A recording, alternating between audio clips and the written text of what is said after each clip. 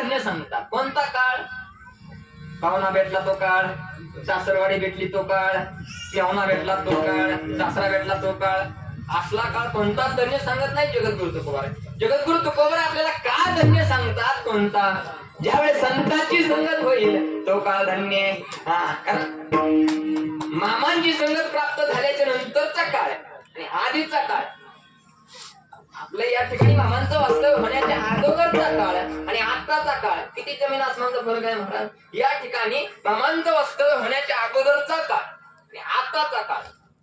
पहिला काळ आपण बघितलाय, पण आताचा काळ आपण बघतोय. म्हणजे कोणता काळ धन्य? ज्यावेळेस मामांची संगत प्राप्त झाली, मामांचं वास्तव्य या ठिकाणी प्राप्त झालं, तो काळ धन्य. जगद्गुरु तुकोबाराय म्हणतात धन्य काळ संत भेटी. या ठिकाणी असा प्रश्न निर्माण होतो, जगद्गुरु लग्न झाल्या नंतरचा काळ आपल्या भाषेमध्ये अगदी सर्वांना पटेल असं मी बोलत असतो. काही काही असे आम्हाला प्रसंग येतात महाराज. काही काही ठिकाणी एखाद्या ठिकाणी लग्नाला जावं, एखाद्या कार्यक्रमाला गेल्याच्या नंतर एखाद्या मावशी येतात, महाराज म्हणतात आमच्या मुलाचं लग्न आहे आणि तुम्हाला जर तारीख असेल तर कॅन्सल करून आमच्या मुलाच्या लग्नाला यावं लागतंय. आग्रहस्थावर जावं लागतं महाराज. आणि 1-2 वर्षानं त्याच गावामध्ये जाण्याचा योग येतो. त्या मावशी येतात आणि आम्ही त्यांना विचारतो, मावशी कसं काय चाललाय मुलाचा संसार? बरा चाललाय का? आम्ही कीर्तन म्हणून तुमच्या मुलाच्या लग्नाला आलो होतो, बरा चाललाय का संसार? आम्ही विचारतो महाराज.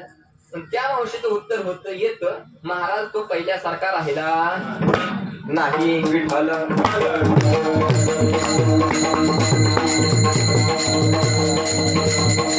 म्हणजे लग्न होण्याच्या अगोदरचा काळ, लग्न झाल्याच्या नंतरचा पहिल्यासारखा राहिला नाही. अगदी प्रत्येकाला समजते. मला सांगायचंय संत भेट होण्याच्या अगोदरचा काळ आणि संत भेट होण्याच्या अगोदरचा काळ आणि संत भेट झाल्यानंतरचा काळ. जगद्गुरु तुकोबाराय संत भेट झाल्यानंतरच्या काळाला धन्यता देतात. कारण संत महात्म्याने जीवन जगत असताना जगाच्या कल्याणा संताची होती, देह कष्टविधी परोपकारी. आपल्या जगाच्या कल्याणासाठी संत महात्म्याने अवतार धारण केला, आपल्या जगाचं कल्याण केलं, तुमचं आमचं कल्याण केलं. आणि फक्त तेवढंच केलंय महाराज संत महात्म्याने, दुसरं काहीच केलं नाही. संत महात्म्याने स्वतःचा संसार केला नाही, स्वतःचा प्रपंच बघितला नाही, स्वतःच काहीच बघितलं नाही. प्रत्येक संतांनी तुमच्या आमच्या कल्याणासाठी अवतार घेतलाय. अवतार तुम्हा धराय कारण उद्धर जण जड जीव. जडाचा उद्धार आहे. चालविले जडविंत हरले चांगल्याची भ्रांत. जडविंत चालवली महाराज. आज भिंतीचं मंदिर आहे, ज्याला काही चालता येत नाही, ज्याला काही बोलता येत नाही ना, निर्जीव असणारी भिंत आहे, जड असणारी भिंत आहे. ज्ञानोबारांची संगत प्राप्त होते, आज त्या भिंतीचं मंदिर आहे. जीवाचा उद्धार आहे. रेड्या मुखे वेद बोलविला, गर्भ तुझ्यांचा हरविला. रेड्याच्या मुखातून वेद बोलिवला, माऊलींची संगत प्राप्त झाली, रेड्याच्या मुखातून वेद बोलिवला. रेडा असे जात बरं का. रस्त्याने जर एखादा रेडा आडावाला, गाडी जर निघाली, किती पण गाडीवाले ना हॉर्न वाजवू द्या, रेडा म्हणतोय माझ्या बापाचा रस्ता आहे, तो साईडला जा. अशी असणारी जात रेड्याची. त्याच्या सुद्धा मुखातून ऋग्वेदासारखा वेद बोलिवला माऊलींनी, त्याचं आज मंदिर आहे. जगाचा उद्धार आहे, जीवाचा उद्धार आहे, जनाचा उद्धार आहे, तुमचा आमचा उद्धार आहे महाराज. अगदी आज संत महात्म्यांची ज्याला ज्याला जड निर्जीव वस्तूला हात लागलाय मामांचा, आज त्याचं मंदिर आहे. मामांचा हात काठीला लागला, आज काठीची पूजा आहे. मामांचा हात एका निर्जीव घुंगडीला लागलाय, आज त्या घुंगडीची पूजा आहे. एवढंच नव्हे, मामांचा स्पर्श, मामांचा पाय पायतानाला लागला, चपलीला लागला, आज त्या चपलीची पूजा आहे. मामांचा हात प्रत्येक गोष्टीला लागला ना, आज त्या गोष्टीची पूजा आहे. म्हणजे संतांच्या सान्निध्यात आलं, संतांच्या संगतीत आलं. प्रारब्ध बदलण्याचे सामर्थ्य हे संतांच्या संगतीमध्ये आहे.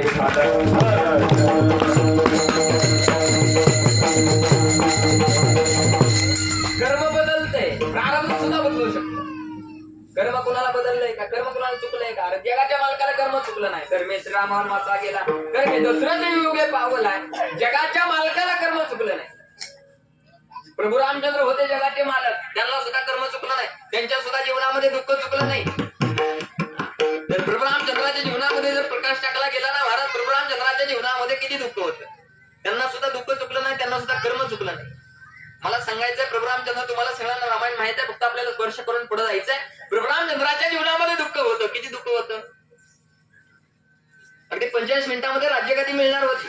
45 मिनिटांमध्ये अयोध्येचे राजे प्रभू रामचंद्र होणार होते. 45 मिनिटांमध्ये होत्याच नव्हतं होतंय. आणि प्रभू रामचंद्र प्रधान सुमंत येतोय. प्रभू रामचंद्राला म्हणतोय, प्रभू आपल्या जीवनामध्ये राज्यगादी नाही, तर आपल्या जीवनामध्ये वनवास आहे. कोणी सांगितलं वनवास? तुमच्या माता कैकेयीने सांगितलंय, राजा दशरथाने वनवास सांगितला. किती वर्षाचा वनवास?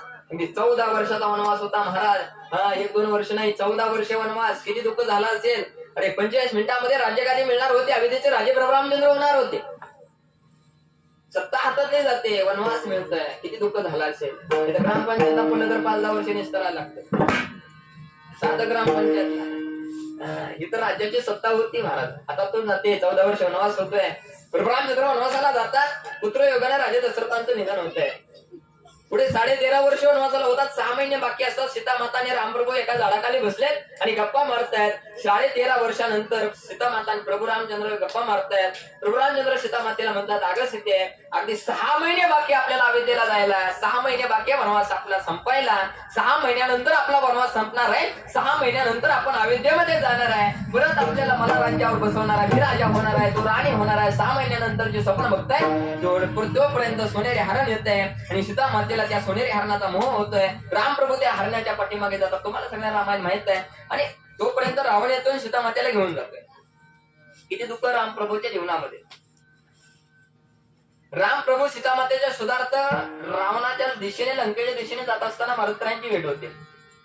मारुतराय प्रभू रामचंद्राला म्हणतात, अहो प्रभू, किती दुःख आहे तुमच्या जीवनामध्ये. 45 मिनिटांमध्ये राज्यगादी मिळणार होती. 45 मिनिटांमध्ये होत्याच नव्हतं होतं. तुमच्या हातातली सत्ता जाते, तुमच्या हातामध्ये वनवास येतोय. किती दुःख. 13.5 वर्ष वनवासाला होतात. सीता मातेला रावण येऊन घेऊन जातोय. किती दुःख आहे प्रभू तुमच्या जीवनामध्ये. काय करा प्रभू, बघा माझ्याकडे, रडा आणि पहा मोकळं. कारण एखादं दुःख आहे, कोणाकडे तरी बघून रडल्याशिवाय जात नाही. रामप्रभू म्हटले, नाही रे हनुमंता, मला रडता येत नाही. मग देवा माझ्याकडे बघून रडता येत नाही ना, राहू द्या, पाठीमागं बघा रडा. देव म्हटले, मला पाठीमागं बघून सुद्धा नाही रडता येत. का देवा पाठीमागं बघून रडता येत नाही? मी जर पाठीमागं बघून रडलो गेलो तर मी आता अयोध्येमधून आलोय. जर मी पाठीमागं बघून रडलो गेलो तर माझ्या माता कैकेयीला काय वाटेल? राम वनवासाला गेला पण स्वतःच्या मर्जीनं नाही गेला, रडत रडत गेला. नाही रे हनुमंता, मला पाठीमागं बघून रडतायत. मग देवा पुढे बघून रडा. मारुतीराय म्हणजे बुद्धिमत्ता वरिष्ठ हुशार मारुतीराय. देव म्हटले हनुमंताला, नाही रे हनुमंता, मला पुढे बघून सुद्धा नाही रडता येत. कारण मी आता पुढं रावण सीता मातेच्या सुधार्थ रावणाच्या दिशेने लंकेमध्ये चाललोय. हे माझा अवतार रावणाला मारण्यासाठी आहे. मी जर पुढे बघून रडलो गेलो तर रावण म्हणेल मला मारायला जगाच्या मालकाने अवतार घेतला, पण तो अवतार कसा निघाला? रडका निघाला. नाही रे हनुमंता, मला पुढे बघून रडतायत. मग देवा वरी बघून रडा. नाही रे हनुमंता, मला वरी बघून सुद्धा नाही रडतायत. का देवा वरी बघून रडता येत नाही? मी जर वरी बघून रडलो गेलो तर वरी सूर्य आहे. मी ज्या वंशामध्ये जन्म घेतलाय तो सूर्यवंश आहे. तो सूर्य म्हणेल माझ्या वंशामध्ये जगाच्या मालकाने अवतार घेतला, तो अवतार कसा निघाला? रडका निघाला. नाही रे हनुमंता, मला वरी बघून सुद्धा रडतायत. मग देवा खाली बघून रडा. देव म्हटले एक वेळेस महाग बघून रडेल, पुढे बघून रडेल, वरी बघून रडेल, पण खाली बघून आयुष्यात कधी रडणार? खाली ही पृथ्वी माता आहे, जमीन आहे. जमीन ही रामप्रभूची सासू आहे. सीता मातेचा अवतार हा जमिनीच्या गर्भामधून आहे. ज्याच्या गर्भामधून अवतार होतो ती कोण होते? सासू नाही, आई.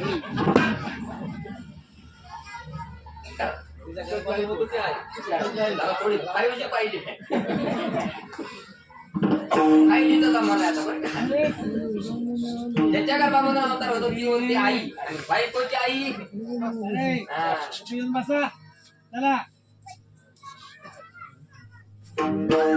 काय पोर आहे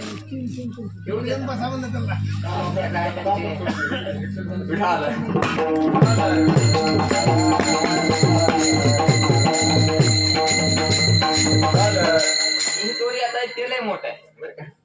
कारण पोर नको म्हणतात कीर्तन भजन असला पोरांना नको वाटतं. तरणा भाग्यवंत कर्मे राम वनवास गेला, वनवास गेला, कर्मे दशरथ वियोग पावला, विवाद पावला, कर्मे रावण जय पावला, कर्मे रावण जय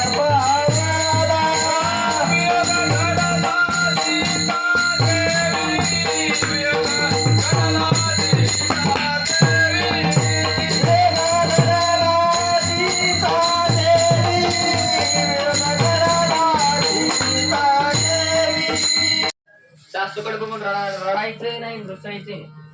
मी सांगत असतो सासूकडे बघून रुसायचा जमाना राहिला होय का? कारण 2.25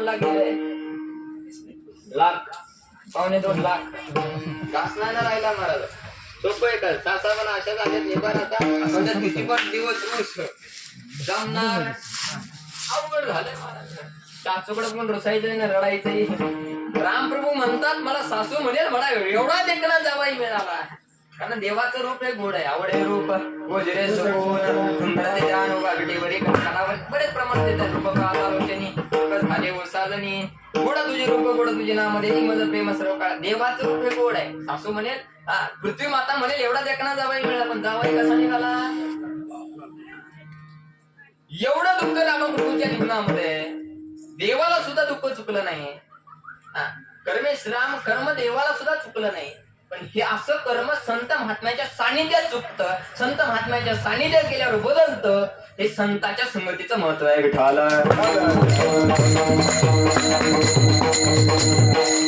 कर्म कोणालाच बदलत नाही. कर्म कोणालाच चुकत नाही.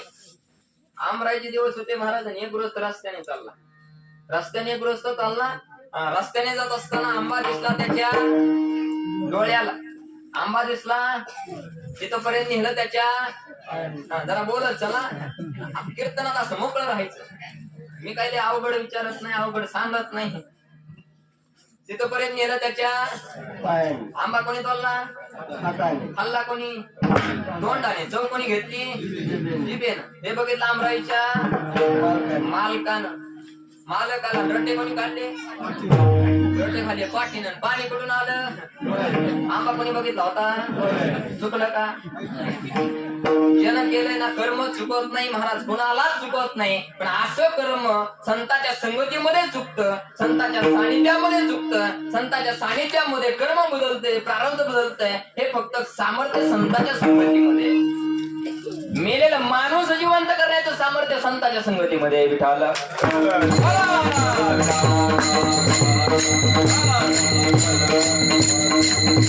प्रेतयात्रा चालली होती. प्रेतयात्रेमधून एक महिला येते. माऊली मावशी नवबरायांचं दर्शन घेते. आणि माऊली मावशी नवबरायांचं दर्शन घेतल्याच्या नंतर माऊली मावशी नवबरायांच्या मुखातून वाक्य पडतात सौभाग्यवती भव.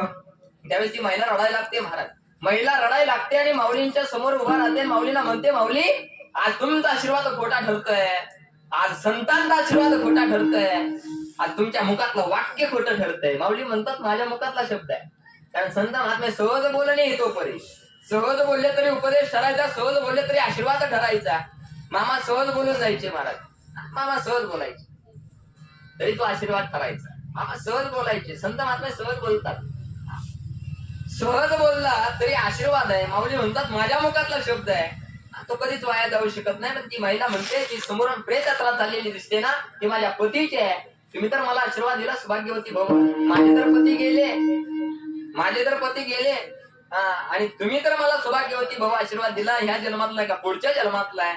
माऊली महाराज त्या प्रेताच्या जवळ जातात. त्या प्रेताला खाली ठेवण्यात येतं आणि प्रेताला माऊली आशीर्वाद देतात. मेले मानवस जिथं उठविले वेळ काळा शीघ्रासिले. मेलेलं मानस जिवंत करतात माऊली. ते प्रेत होतं सच्चिदानंद बाबाचं. मला सांगा सच्चिदानंद बाबा गेले म्हणजे कर्म संपलं, प्रारब्ध संपलं. कर्म संपलं ना महाराज. प्रारब्ध संपलं. पण माऊलींची संगत प्राप्त झाली. माऊलींचा आशीर्वाद प्राप्त झाला.